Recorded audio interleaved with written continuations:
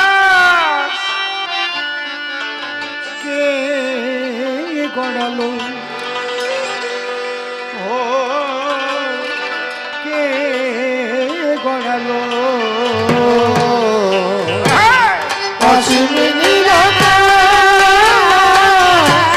কে গড়ালো, কে গড়ালো, অসীমিনীর আকাশ কে গড়ালো, কে গড়ালো। এত তারা বুকে এনে কে জড়ালো, কে গড়ালো, অসীমিনীর আকাশ কে গড়ালো, কে গড়ালো।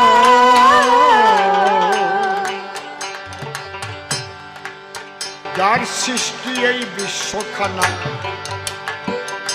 ভেবে দেখো তাই, তিনি সেই পরমেশ্বর তোমারে জানাই। তিনি বলেছেন কি, আমরা বৈষ্ণব যারা তারা কি বলি, গুরু কৃষ্ণ বৈষ্ণব অভেদাত্মা, জীবের নিস্তার লাগি নন্দসুত হরি, ভুবনে প্রকাশ হলেন গুরু রূপ ধরি। তাই গুরু সেবা না দিয়ে যে একা খেতে চায়, তার মতো সোনা নাই এই বিশ্ব বসুধায়। যা পারো তাই দিও, বাধ্যবাধকতা নাই, প্রতিদিন অভ্যাস যোগ প্রতি মানুষের চাই।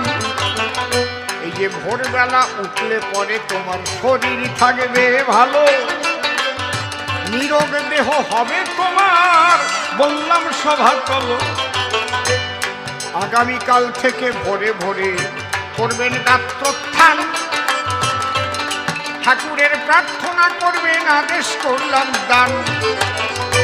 যাহা পারেন ইষ্টভীতি দেবেন আপনি রেখে, 1 মাস করে দেখেন তাতে ঘটে কে আপনার শারীরিক মানসিক পরিবর্তন অবশ্যই আসিবে।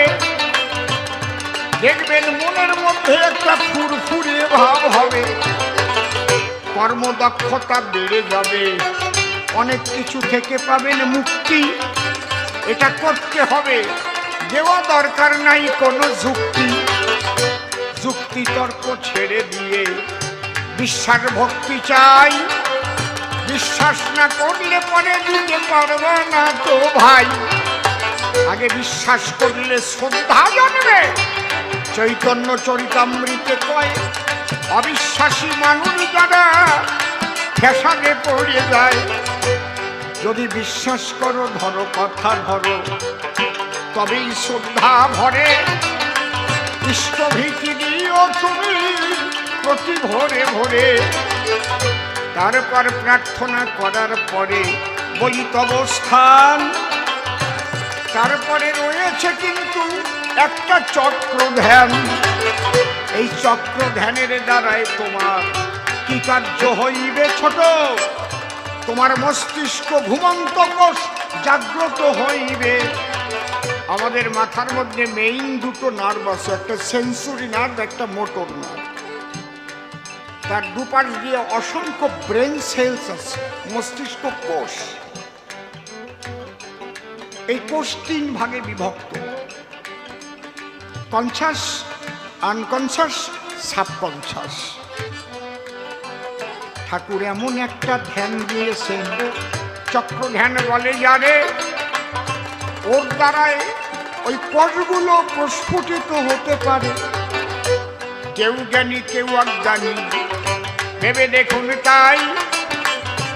চক্র ধ্যান করে দেখেন আমরা কি ফল তাতে পাই।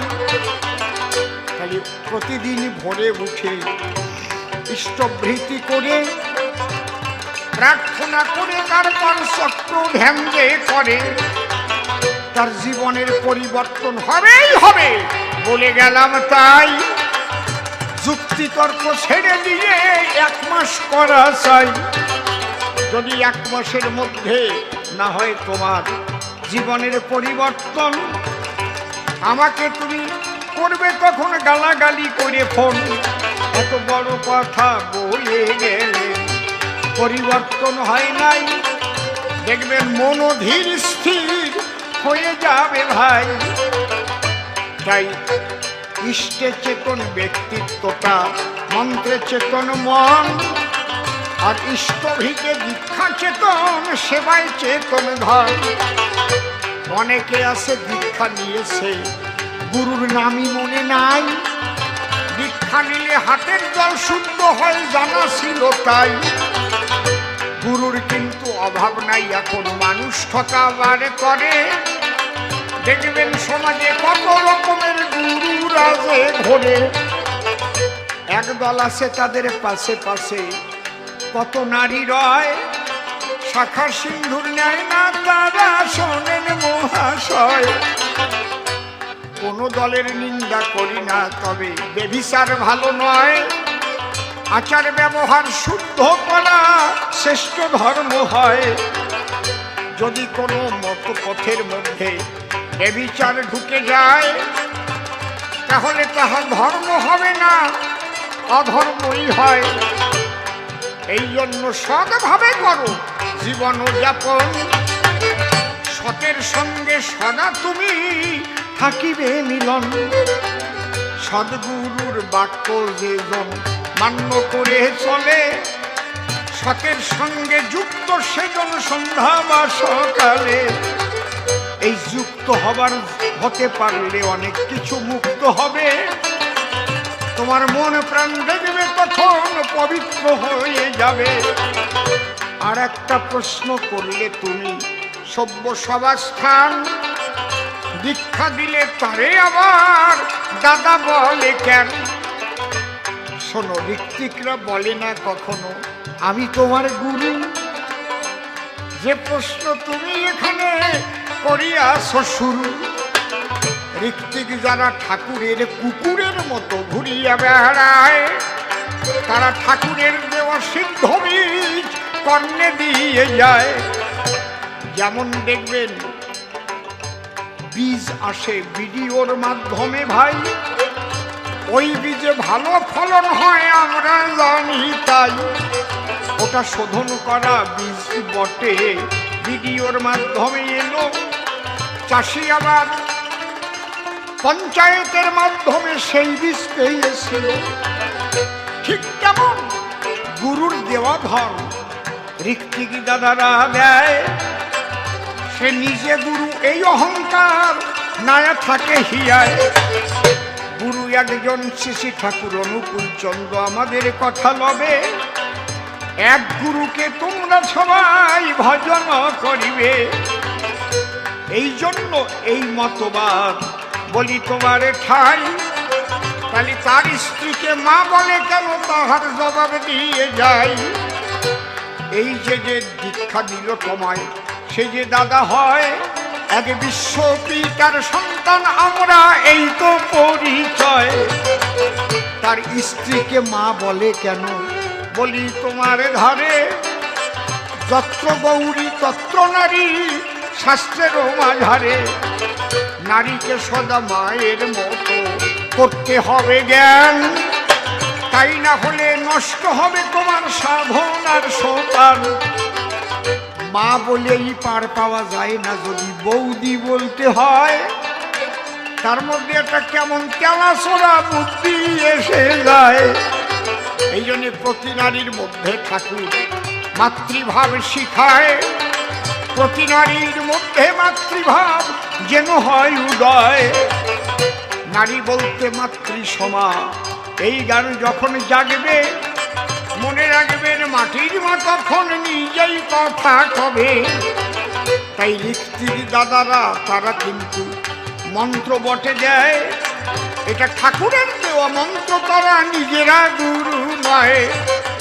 সেই পরমেশ্বরের সন্তান আমরা। যদি বিবেকানন্দকে আমরা জানি, আমেরিকায় গিয়ে বিবেকানন্দ দিয়েছিলেন কোন বাণী। Oh my dear brothers and sisters of America, এই যে আমেরিকায় গিয়ে সবাইকে যখন সম্বোধন করেছিল, আমেরিকাবাসী ভালোবাসি তাকে আপন করে নিল। আর মায়েদের মধ্যে যে শক্তি লুকানো, সেই শক্তি পেতে গেলে মাতৃত্বের সম্মান না দিলে কিন্তু সেই শক্তি তুমি অর্জন করতে পারবে না। কোন একটা নারীকে মা বলার সঙ্গে সঙ্গে দেখবে তার ভাব পাল্টে যাবে। আমার ছোট্ট একটা ঘটনা মনে পড়ে, বলবো আমি। তবে শ্রীকৃষ্ণ যখন দ্বারকায় গেল, সোনের নারী নরে দ্বারকায় দিয়ে যজ্ঞ করবেন কৃষ্ণ প্রভাস তীরে। যজ্ঞের সময় আনন্দিত রসময়, কিন্তু দুঃখ তার জাগে। তাই দেখিয়া রুক্মিণী বলে তারই পুরো ভাগে। এত আনন্দের দিনে দুঃখ কেনে বলো দেখি তাই? বলে সুদামার জন্য প্রাণ কেঁদেছে, অন্য কিছু নাই। সুদামা যদি আসতো যজ্ঞে, বলে বাঁকা শ্যাম, সেই ছোটকালের বন্ধু সুদামা খুব আনন্দ পেতাম। আসতে এদিক সুদামা খবর পেয়েছে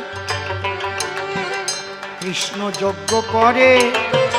আসতে সুদামার স্ত্রী তখন ডেকে বলে তারে, লাইন ধরে যাচ্ছে ব্রজবাসী গো, স্বামী তুমি আমার কথা লও, একবার তোমার প্রাণ বন্ধুর কাছে তুমি যাও। সুদামা বলছে আমি কি নিয়ে যাব, আমি তো গরিব মানুষ, আমার তো নিয়ে যাবার খুব কিচ্ছু। তুমি 3 বাড়ি ভিক্ষে করে আনো, যা পাবা তাইলে এমন একটা জিনিস তোমাকে তৈরি করে দেব, ওইটা বন্ধুর জন্য নিয়ে যাবা। ঠিক করে 3 বাড়ি ভিক্ষা করে খুদ পেয়েছে, খুদ। ওই খুদ দিয়ে লাড়ু তৈরি করে দিয়েছে। বলছে লাড়ু কি খুদের লাড়ু আমার বন্ধু খাবে? সে তো এখন রাজা। বলে যাও না, তুমি যাও না, নিয়ে যাও না। ওই সে সাঁওতাল ভক্তের মতো সাই শান্তমতি বলছে, বন্ধুর কাছে যেতে গেলে খালি হাতে যেতে নাই, তোমার যা সেটাই নিয়ে যাও।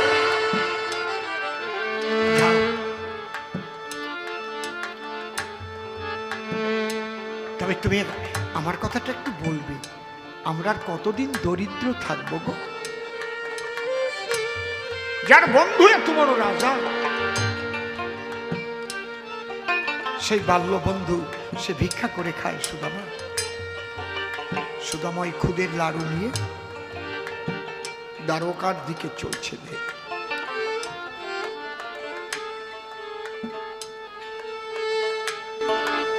চলতে চলতে যখন সেই যজ্ঞের দ্বারে গিয়ে পৌঁছেছে, দাঁড়িকে বলছে, দাঁড়িয়ে আমাকে একটু দাঁড় ছেড়ে দাও, আমি বন্ধুর কাছে যাব। এই তুমি কে? বলে আমার বন্ধু কানাইয়া। বলে এখানে কোনো কানাইয়া নেই। তোমার মতো ভিখারির বন্ধু একজন রাজা হবে কি করে?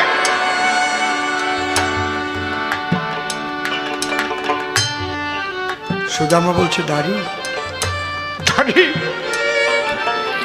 তুই জানিস না দাঁড়ি কত একটা ফল আমার বন্ধুর মুখে দিয়েছি।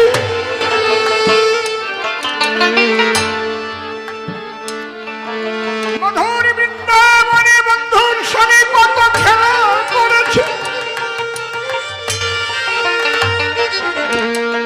দাঁত ছেড়ে দে দাঁড়ি। বলে এই পাগল বেরিয়ে যা, বেরিয়ে যা।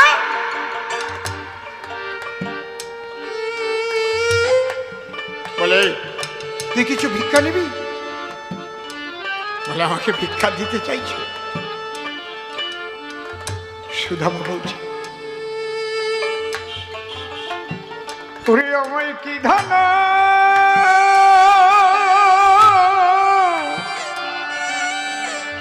দিবি রে,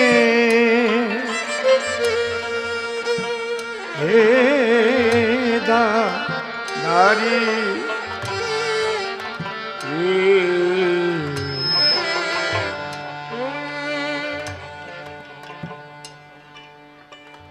আমি কি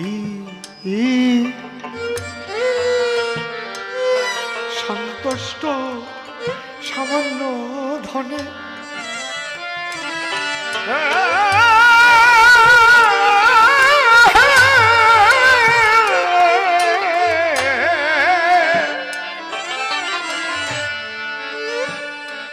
যোগী ঋষি যারে না পায় ধ্যানে, হরি হরি বল, আমি ভিক্ষা চাই সেই, হরি ভিক্ষা চাই সেই কৃষ্ণ ধনে।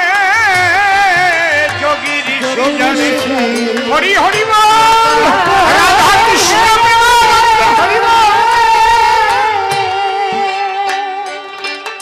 আমি ভিক্ষা চাই সে, ভিক্ষা চাই সে কৃষ্ণ ধারে।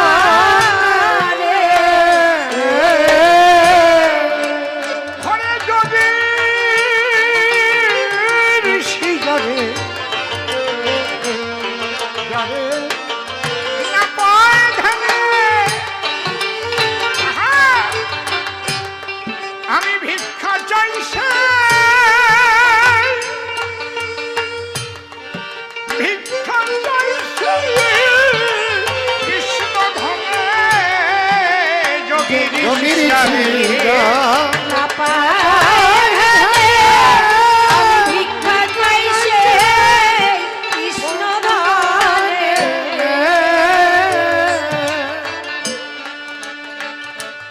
ও দাদি রব আর কত কম, ওহে দাদি দাদি রে, প্রাণ হারা প্রাণ অদর্শনে রব আর হরি বলা ওহে দারি প্রাণ হারা প্রাণ দর্শনে রব আর কত কম, ওহে দাদি প্রাণ হারা প্রাণ অদর্শনে। রবয়ারে কত কাল ওহে দারি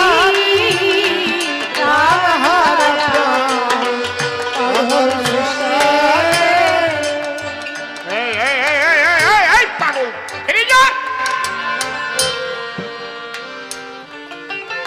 শ্রীকৃষ্ণ ভেতর থেকে দৌড়ে এসেছে। এই দাঁড়ি, তুই কাকে কাকে ধাক্কা দিয়েছিস রে? তুই চিনিস কে? কৃষ্ণ বলে শোন রে দাঁড়ি, বলি যে তোর ধারে আমরা একই সঙ্গে খেলা করেছি মধুর ব্রজপুর। সুদামাকে হাত ধরে কৃষ্ণ ভেতরে নিয়ে গেল, সুদামার সঙ্গে সেই খুদের লাড়ু ছিল। এই ইষ্টবৃত্তি কারে কয়? খালি এতেও তো যেতে পারবে, কিন্তু ভালোবাসার মানুষের কাছে খালি হাতে যেতে নেই। তোমার খুদ আছে, খুদের লাড়ু নিয়ে যাও, 10 পয়সা তাই দাও। ফ্যামিলিতে কয়জন লোক? 5 জন। বিপদে পড়লে ঠাকুর রক্ষা করো, ঠাকুরকে ফ্যামিলির একজন মেম্বার বানাতে পারো না? 5 জনের জায়গায় 6 জন। বিপদে পড়লে বলবা গুরু রক্ষা করো,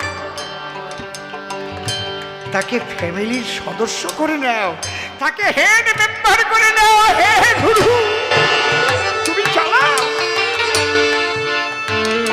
এই বোধটা আগে জাগাও, তবে তোমার ইষ্টবৃত্তি দিতে কোনো কষ্ট হবে না।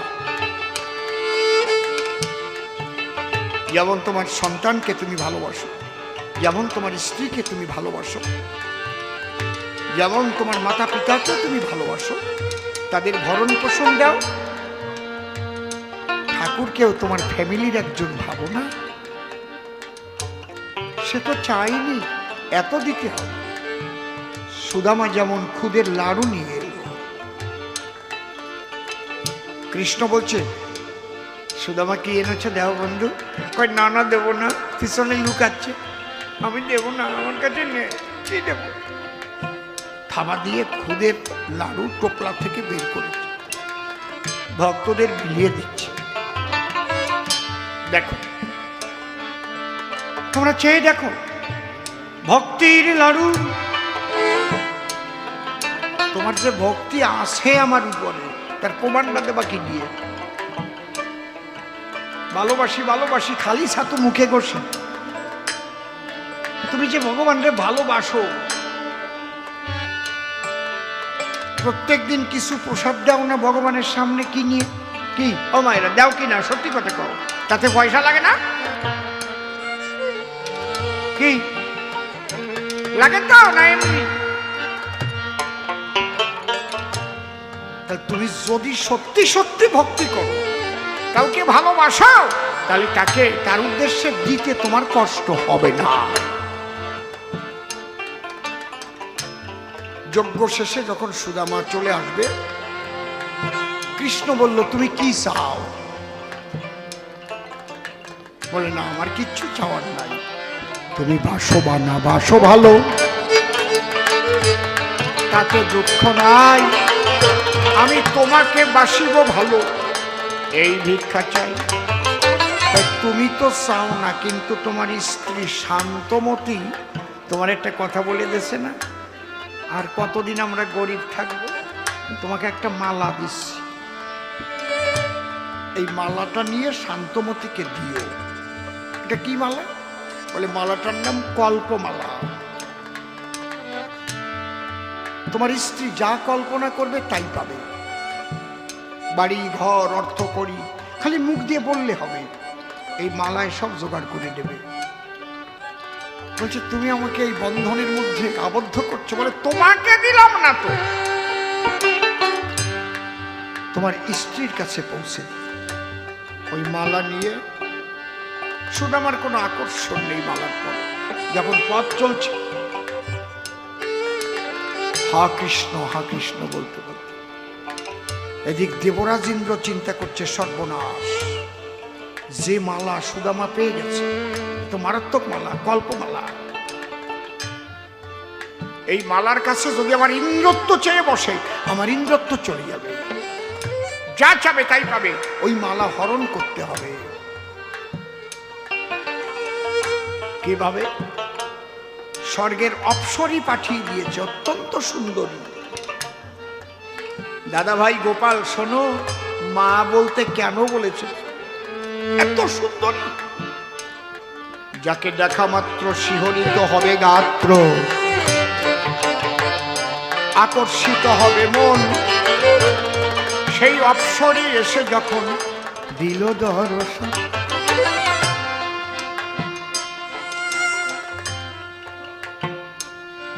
অপ্সরীর উদ্দেশ্য কি? ওকে ভুলিয়ে ভালিয়ে কামে উন্মত্ত করে ওই মালা ছিনিয়ে নিয়ে যাবে। প্রায় অর্ধউলঙ্গিনী অবস্থায় সম্মুখে এসে দণ্ডায়মানা হয় ওই স্বর্গের অপ্সরী। যখনই সুদামার সামনে দাঁড়িয়েছে, সুদামা বলছে মা, তোমার এরূপ কেন মা? মাগো বলো মা, কি চাও তুমি বলো মা।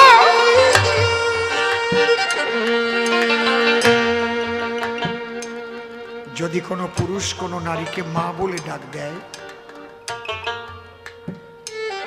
কাম কামনা থাকে আর সেই জায়গায়? কামের কামনা তো নষ্ট হয়ে যায়। লজ্জা পেয়ে মুখ ঘুরাইয়ে ইন্দ্রের কাছে চলে গেছে। তুমি কার কাছে পাঠিয়েছ? কেন? আমি আমার অঙ্গভঙ্গি দিয়ে তাকে কামে উন্মত্ত করে ভেবেছিলাম মালা ছিনিয়ে আনবো, কিন্তু যাওয়ার সঙ্গে সঙ্গে যে আমাকে মা বলে সম্বোধন করে, আমি কি বলতে পারি তার কাছে রতি ভিক্ষার কথা?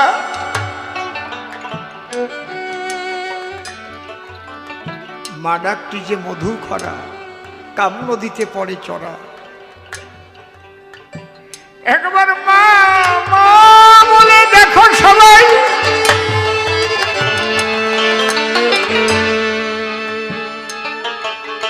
ঠাকুর কত সূক্ষ্মভাবে এই নির্দেশগুলো দিয়েছেন, ভাবতে গেলে না পাগল হয়ে যেতে হয়। এই জন্যে প্রতিটি নারীকে তিনি মায়ের মতো সম্মান দিতে বলেছেন। ঠাকুরের বাণী যদি ঠিক মতো মানতে হয়,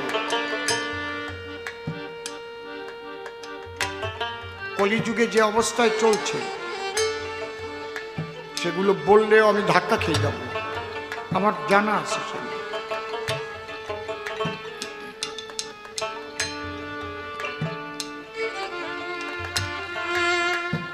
আমি যে আগে বিবাহ ব্যবস্থার কথা বললাম, ঠাকুরের বাণী রয়েছে, উন্নয়ন আর সুপ্রযোজন এই তো বিয়ের মূল, যেমন তেমন বিয়ে করে করিস না তুই ভুল। ঠাকুরের এমন বাণী আছে, যে নারীতে চাকরি করে জনন জাতি তারাই ভরে, জনন জাতি। তবে টিচারই ঠাকুর আবার কিছু বাদ দিয়েছে, টিচারি করলে অসুবিধা নেই। সমস্ত চাকরি আজকে তো নারীরা সমস্ত চাকরি বাকরির মধ্যে ঢুকছে। খুব সূক্ষ্ম দৃষ্টি দিয়ে এমন কিছু কথা বলেছিলেন, বর্তমান যুগ যেভাবে যাচ্ছে সব মানতে পারবে না মানুষ, বিরোধী আলোচনা করবে, বিরুদ্ধতায় ভরে যাবে। প্রত্যেকটার মধ্যে দর্শন রয়েছে। মাতৃরূপে যদি নারীকে দর্শন করা যায়, তাহলে কি নারী ধর্ষণ করা যাবে? আপনারা বলুন তো।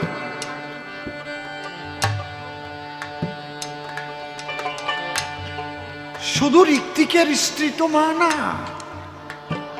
প্রতিটি নারীকেই তিনি মায়ের মতো সম্মান দিতে বলেছেন।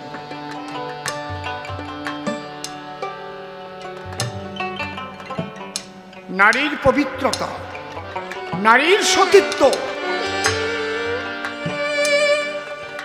একটা দেশের উন্নয়নের মানকে নির্ণয় করে। মনে রাখবেন আপনারা, নারী এমন একটা শক্তি, যতবার অসুর দমন করেছে কারা করেছে? নারীরাই করেছে। নারী শক্তি। পারল না সুদামার মালা নিতে, শুধু একটা মা ডাকের জন্য। মা ডাকটি যে মধুর কত, ডেকে দেখ ভাই মনের মতো কাম কামনা হবে হতো। তোর কুবাসনার হইবে মরণ,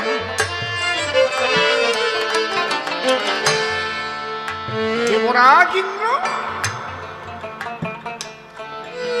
ঈশ্বরের শরণাপন্ন হলেন। তখন ঠাকুর এই কল্পমালার কাছে যদি চেয়ে বসে ইন্দ্রত্ব,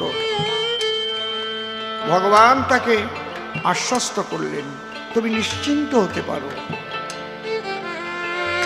তুমি নিশ্চিন্ত হতে পারো। সুদামা যখন গৃহে যাবে, সুদামার সঙ্গ যখন তার স্ত্রী পাবে, পরশমণির ছোঁয়া পেলে যেমন লোহা সোনা হয়ে যায়, তার সমস্ত আকাঙ্ক্ষা দূরীভূত হয়ে স্বামী স্ত্রী একত্রে তারা কৃষ্ণ প্রেমে মাতোয়ার হবে।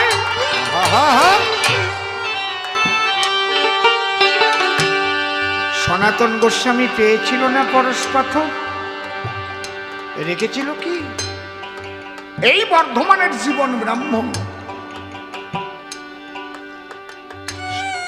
ভক্ত সনাতন সেই পরশ পাথর নিজে স্পর্শ করে নাই, বলে তুমি টাকার জন্য এসেছো, ওটা নিয়ে যাও। তখন জীবন ব্রাহ্মণ শিব সাধক ছিল, চিন্তা করলো এত বড় দামি যা পৃথিবীর মধ্যে আর কিছু নেই, অমূল্য সম্পদ, তাই হাত দিয়ে স্পর্শ করছে না। তাহলে এর চাইতে দামি আরো কি যেন এই সাধুর কাছে আছে। যে ধনে হইয়া ধনী, মনিরে মাননা মনি, সেই দান কিঞ্চিত করমরে দান। তখন সনাতন গোস্বামী বলেছিলেন, তাই যদি চাও তাহলে প্রেমানন্দে রাধা গোবিন্দের গুণের ধুলা অঙ্গে মাখাও।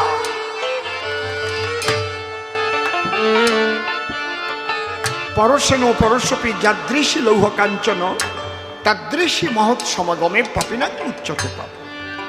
তাই ইন্দ্রকে বলল, তোমার ভয় করতে হবে না। সুদামা যখন মালা নিয়ে বাড়ি চলে যাবে, সুদামার সঙ্গ পেয়ে তার সব কামনা বিলুপ্ত হবে, সেই মন তৈরি হয়ে যাবে, নাই তো তোমার ভয়। তাহলে সুদামা মা ডাকের জন্য পার পেয়ে যায়। তাই প্রতিটি নারীকে মায়ের মতো করবে দর্শন।